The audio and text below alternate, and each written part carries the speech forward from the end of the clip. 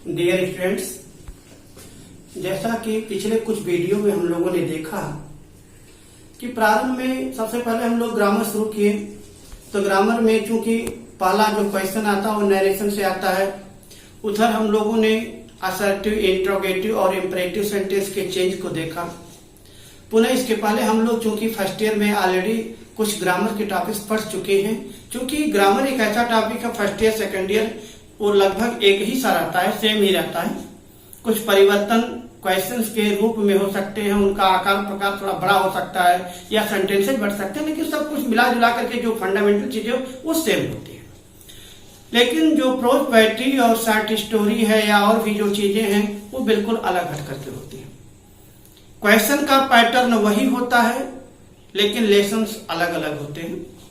तो आपको पता ही है कि इसके अंतर्गत हमें प्रोज पोएट्री, शॉर्ट स्टोरी और यहाँ पर तो सेकेंड ईयर में आपको द मर्चेंट ऑफ वेनिस भी पढ़ना है। वहां आप long poem the light of Asia पढ़े थे, तो यहाँ आपको जो है ये एक पोएम पूरा एक लेसन पढ़ना पड़ेगा। पूरी एक जो है एक ड्रामा है आपके लिए, द मर्चेंट ऑफ वेनिस। ये तो थोड़ी बहुत जानकारी थी कि इसमें हम लोगों को स्पेशली पढ़ना क्या है। इसी क्रम में अभी हम लोग पिछले वीडियो में देखे कि character of A happy life, true beauty और जॉन मिल्टन के द्वारा लिखा हुआ जो पोएम है ऑन द ब्लाइंडनेस, इसका हम लोग स्टडी किए, देखे इसके विषय में। अब हम लोग ये देखेंगे इस वीडियो में इंग्लिश प्रोज का जो फर्स्ट लेसन है, जिसका शीर्षक है यानी टाइटल है a girl with A basket. A girl with A basket ये लिखा गया विलियम सी डगलस के द्वारा। विलियम सी डगलस ने लिखा है a girl with A basket. आज हम लोग इसी टॉपिक पर चर्चा करेंगे, देखेंगे कि इसमें क्या चीजें हैं।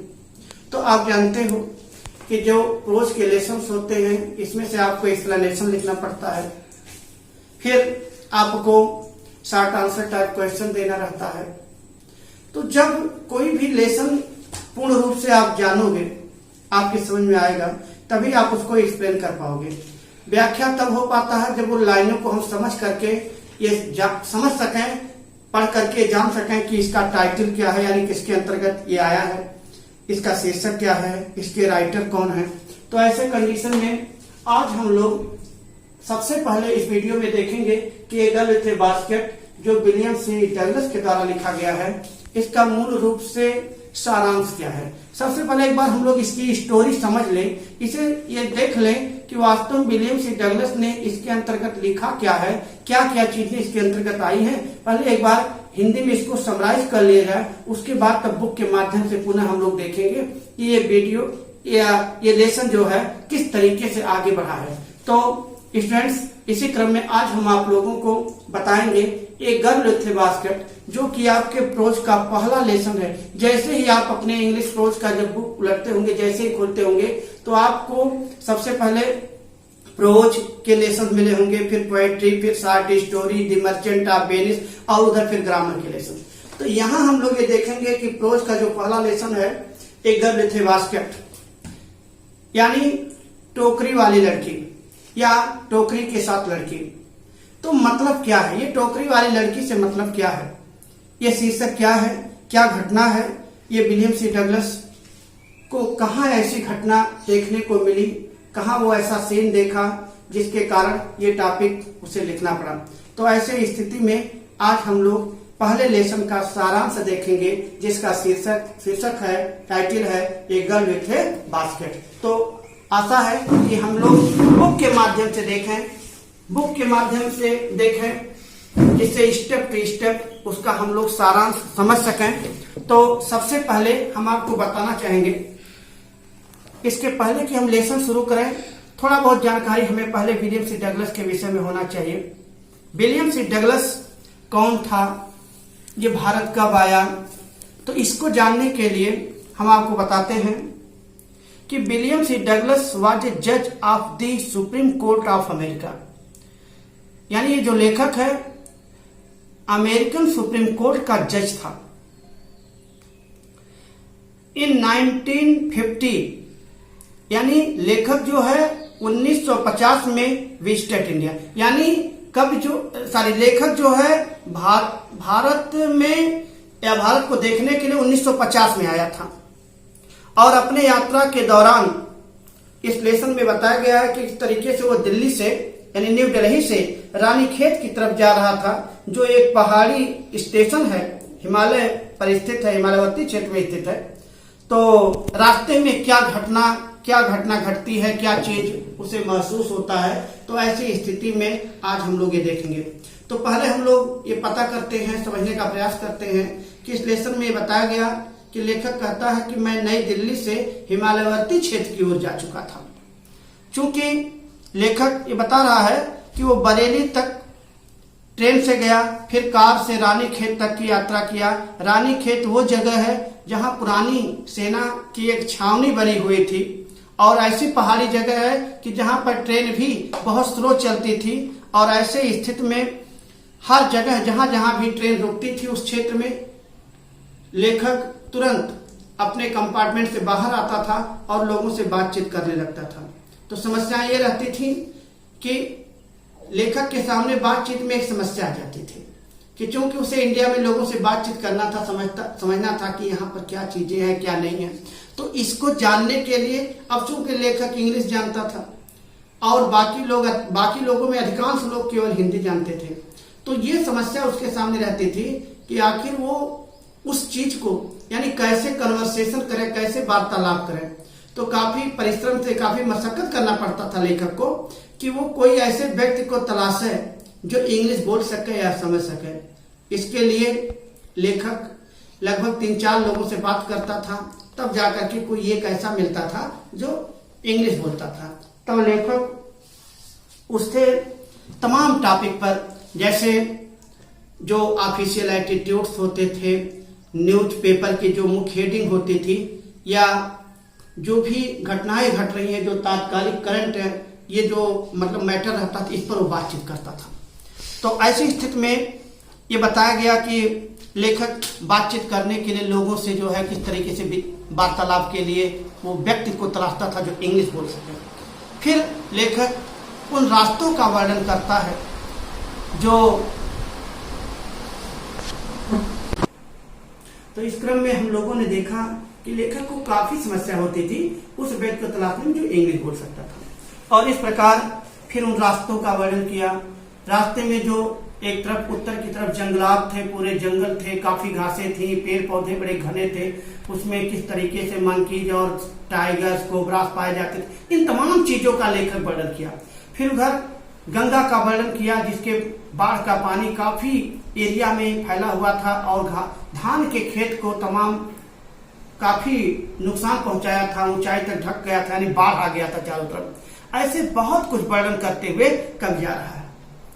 और इस प्रकार से फिर आगे बताया गया कि लेखक जो है कह रहा है कि उसका एक रूटीन बन गया था, मानो एक नियमावली थी कि वो हर जगह जाकर के जब भी ट्रेन रुकती थी लोगों से बात करता था, उसे ढूंढता था जो इंग्लिश बोलता था, फिर उससे तमाम प्रकार की डिस्कशन होते थे, बातचीत होती।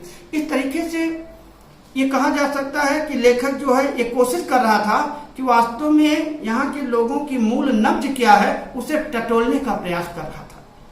ये उसकी हैबिट थी, रूटीन थी। लेकिन इस प्रकार स्टूडेंट आपको पता चलना चाहिए कि अभी तक हम लोगों ने देखा कि लेखक नई दिल्ली से हिमालयवर्ती क्षेत्र की ओर जा रहा है।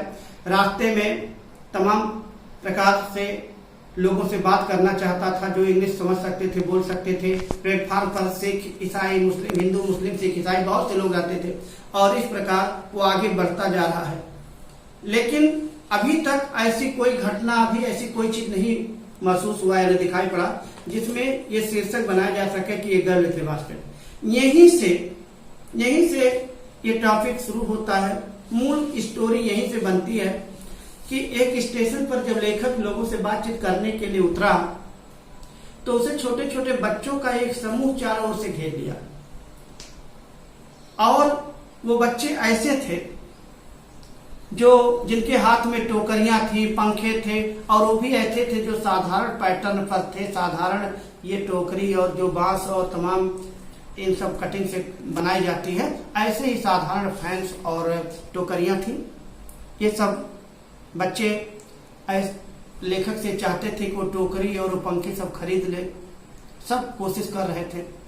ये वो बच्चे थे कि जब भारत पाकिस्तान का बंटवारा हुआ था तो इसमें बताया गया लेखक के द्वारा कि यानी बहुत से लोग जो पाकिस्तान छोड़ करके भारत में आश्रय लेने के लिए आ गए थे, तो अपनी जीविका चलाने के लिए छोटे बड़े काम किया करते थे। तो उन्हीं के ये बच्चे थे जो यहाँ पर जो है टोकरी और पंखे बेच रहे थे। तो खास करके सभी तो लेखक ही तो नहीं जानता था कि वो सब क्या कह रहे हैं, क्या कहना मतलब आवाज क्या है, ये तो पहचान नहीं रहा था उनकी, लेकिन वो चाह क्या रहे हैं वो जानता था। उसके दिमाग में बात जरूर था कि शायद ये लोग अपना सामान बेचना चाहते हैं। एक आध पंखे, कुछ टोकरी लेखक खरीद लिया, लेकिन जिस समय वो खरीदा तो देखा कि उसमें एक 9 साल की छोटी बच्ची थी। उसके हाथ में भी एक बहुत सुंदर टोकरी थी और वह भी उसे बेचना चाहती थी। लेखक सोचा कि मेरे तो दोनों हाथ ऑलरेडी पहले ही भर चुके हैं छोटे छोटे सामानों से, अब मैं टोकरी क्या करूंगा। और इसके लिए वो जो है, चूंकि बताया गया ना कि उस लड़की की आंख में आंसू थे, यानी there were tears in her eyes, उसकी आंख में आंसू थे। लेखक उससे बहुत ज्यादा प्रभावित हुआ और सोचा कि इसकी मदद कर दिया जाए। और अंत में अपने दोनों हाथ का सामान एक हाथ में संतुलित करते हुए और एक अपने पॉकेट से, अपने जेब से वह एक मुट्ठी भर चेंज निकाला और उस छोटी बच्ची जो उसके सामने आंख में आंसू लिए खड़ी थी उसी की टोकरी में डाल देता है और उसे बताया, एक्सप्लेन करना चाहा कि वो टोकरी नहीं खरीद सकता, लेकिन उसके बदले में वो उसे ये धनराशि दे रहा है। ये स्थिति देख करके, समझ करके कि उसकी टोकरी बिक नहीं रही बल्कि उसे दान स्वरूप में पैसा मिल रहा है, वह उसके पैसे को तुरंत वापस कर देती है। अब लेखक को बड़ा आश्चर्य और अफसोस होने लगा कि आश्चर्य इस बात का हुआ कि आखिर जो जिसके पास न तो कोई ग्रामर है न तो कोई मैनर है, अनएजुकेटेड है, लेकिन फिर भी स्वाभिमान इतना ऊंचा है, जो उसके द्वारा दिए हुए जो धन थे उसको तुरंत वापस कर देती है। और इतना ही नहीं, उसके कपड़े एकदम फटे पुराने चिथड़े थे, लेकिन फिर भी स्वाभिमान बहुत हाई था उसका। अंत में लेखक के सामने और कोई रास्ता बचा नहीं था, विलियम सी डगलस के सामने अब कोई और रास्ता नहीं था। तो उसने सोचा कि बेहतर है कि अब जब और कोई रास्ते नहीं है तो कम से कम इसकी टोकरी को खरीद लिया जाए, क्योंकि और दूसरे तरीके से वो मदद स्वीकार नहीं करना चाहती थी। और इस प्रकार अंत में लेखक बाध्य हो गया उस छोटी सी टोकरी को खरीदने के लिए, और उसकी टोकरी को लेखक क्या करता है, खरीद लेता है। लेखक इस बात से बहुत प्रभावित हुआ, सोचा कि भारत में इस स्तर में रहने वाले लोगों के विचार भी इतने ऊंचे हैं जो फ्री में ये सामान या ये फ्री का पैसा स्वीकार नहीं किए बिना सामान दिए। और इस प्रकार जब वो वापस आया तो ये कहानी पंडित जवाहरलाल नेहरू जी से बताया और कहा वास्तव में यही सब कारण है जिसके कारण वो भारत को बहुत प्रेम करता है। भारत वह देश है जहाँ के लोग अपने स्वाभिमान के लिए जीते हैं, अपने सम्मान और आत्मगौरव के लिए जीते हैं। वो छोटी बच्ची जिसकी अवस्था मात्र 9 साल की थी, इतना स्वाभिमान और आत्मगौरव से भरी हुई थी। ये पूरी घटना और स्टोरी ये लेखक जो है विलियम सी डगलस जो है, ये आकर के नई दिल्ली में प्रधानमंत्री को बताया, जवाहरलाल नेहरू जी को बताया और अपने इस जो उसके अंदर एक विचार आया भारत के प्रति, जो एक सम्मान बढ़ा उसका, यानी भारतीयों का भी सम्मान, और लेखक को ये पता चला कि स्थिति ये बन गई है कि भारतीय चाहे कुछ भी हो लेकिन अपने आत्मसम्मान से समझौता नहीं कर सकते हैं। ये पूरी कहानी प्राइम मिनिस्टर के सामने रखा गया। और यहाँ तक डियर स्टूडेंट्स, पहले लेसन में ये हम आपको सामान्य समरी बताए, ये पूरे लाइन टू लाइन अर्थ नहीं थे, ये तो जब हम लोग अध्ययन करेंगे तब देखेंगे, लेकिन वास्तव में यह एक समरी थी एक गर्ल थे बास्केट की जो सामान्य रूप से बताई गई। Thank you.